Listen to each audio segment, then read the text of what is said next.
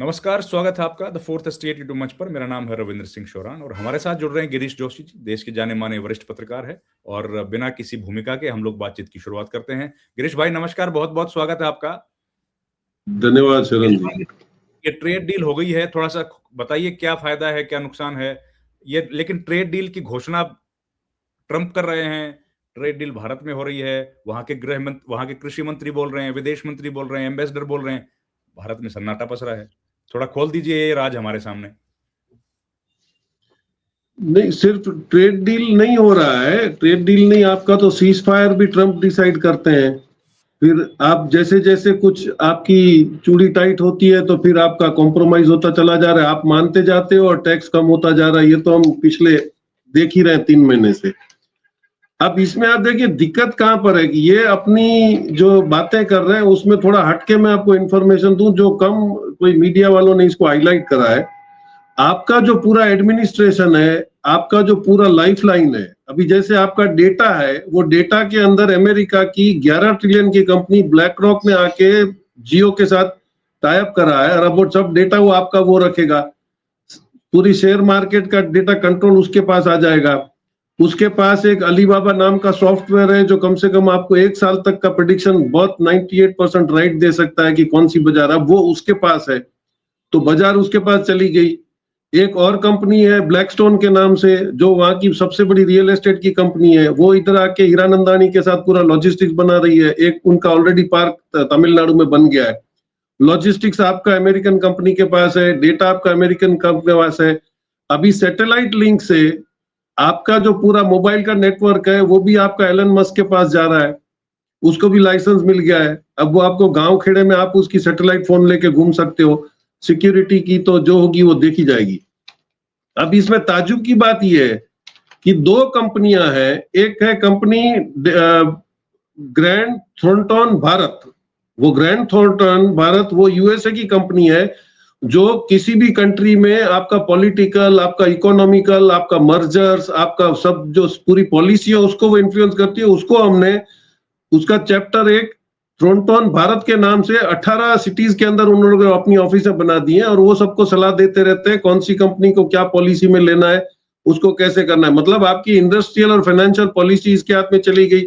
और वो अकेला नहीं है, आपने इंग्लैंड को भी साथ में फायदा करवाने दिया है। डेलॉइट इंडिया करके जो कंपनी है उसकी भी इतनी ऑफिस हैं, वो भी नोएडा में सिचुएटेड है और वो भी सारे कंट्रीज के अंदर। अभी उसमें आपकी पॉलिसी कौन सी बनेगी, माइंस में वर्किंग कैसा होगा, आपका लॉजिस्टिक कैसा होगा। इसका मतलब है आपने पूरा ही देश चलाने के लिए अमेरिका और इंग्लैंड को वापस दे दिया है। अब इसमें आप जो हम बजट पे आते हैं तो आपने इसमें डील कर दिया, उसमें फायदा क्या है आप मेरे को बताइए। उसने 18% तो कर दिया, आपके 0% में आप एग्रीकल्चर और डेयरी तो खोल नहीं सकने वाले हो। अगर आपने खोला तो क्या हालत हो जाएगी। अभी आपके फार्मर्स तो ऑलरेडी उसको एजिटेट कर रहे हैं, लेकिन आप बैकड्रॉप में जाओ, आपने तो किसानों की स्टोरियां कवर करी है। तो ये प्लानिंग तो आपका 5 साल पहले ही शुरू हो गया था कि फार्मिंग को पूरा कैसे कब्जा करके 2 बड़े मित्रों को दे दिया जाए ताकि जब ये आएगा टैरिफ तब हमको कोई दिक्कत नहीं पड़ेगी। अब इसमें आप बेसिकली देखिए तो कौन सा अपने को इसमें फायदा हो रहा है। ये 18% की जो बात कर रहे हैं उसमें जिस कंट्री से इसका कोई लेना देना नहीं था, जॉर्डन से उसको 2001 से उसका 10% पे चल रहा है, जॉर्डन को चलने दे रहा है। जॉर्डन में उसका कोई डिप्लोमेटिक अच्छे रिलेशंस नहीं है। इजराइल को वो 17% पे दे रहा है।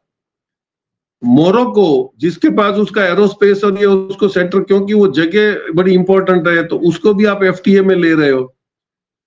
अभी इसमें दिक्कत जो बता रहे हैं कि रशियन ऑयल पे आपने जैसे ही डिक्लेरेशन दिया कि हम रशिया से ऑयल नहीं खरीदेंगे तो ट्रंप जी खुश हो गए और उन्होंने आपका टैरिफ कम कर दिया।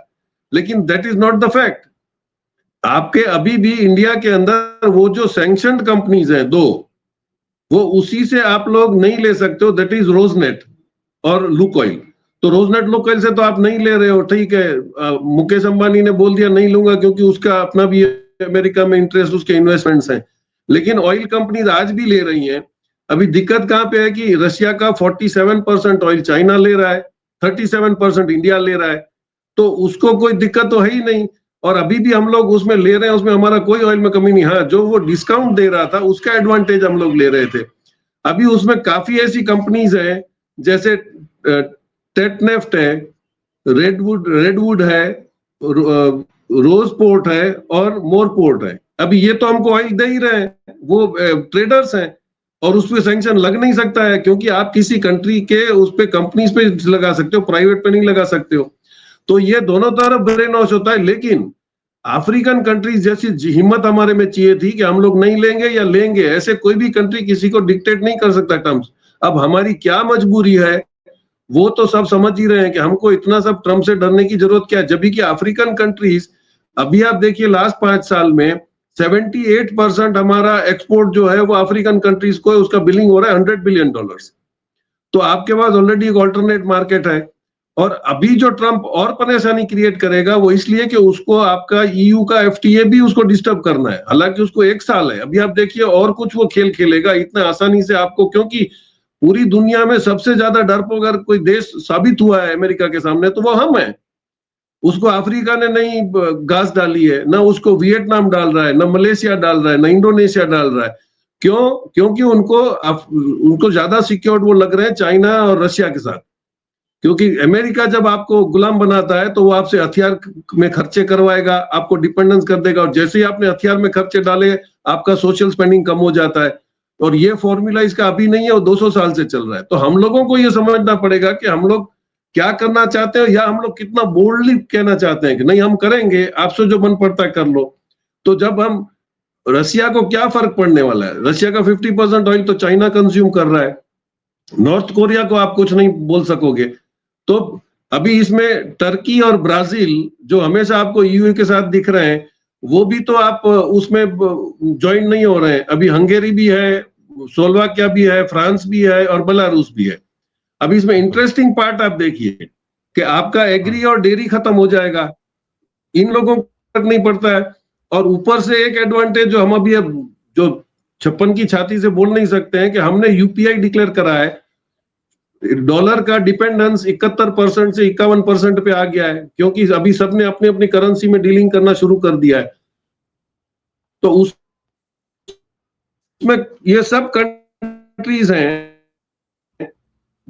जो अपना डीलिंग रुपीस में कर रही हैं। उसमें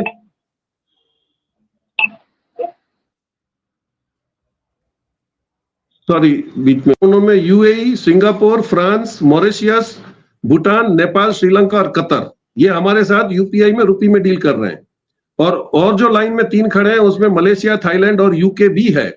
अब यूके का एफटीए आएगा तो आप ये कंपल्सन कर सकते हो कि भाई हमको भी आप यूपीआई में डील करो। तो डॉलर का डोमिनेंस खत्म हो रहा है, ये पूरा जग जानता है। आपका डिपेंडेंस खत्म हो रहा है क्योंकि तुम बड़े कंज्यूमर हो, तुमको दुनिया की गर्ज है कि तुमको चीजें लेनी, हमको अमेरिका से क्या लेना। और उसमें ऐसी कौन सी बड़ी इंपॉर्टेंट आइटम्स है जो बंद हो जाने से इंडिया की इकोनॉमी खत्म हो जाएगी। तो आपको ऑलरेडी यूरोप की मार्केट मिल रही है, अफ्रीका की मिल रही है। आप अगर इसको धड़ल्ले से काट ही देते हो तो घुटने पे अमेरिका को आना है, भारत को नहीं। जी। तो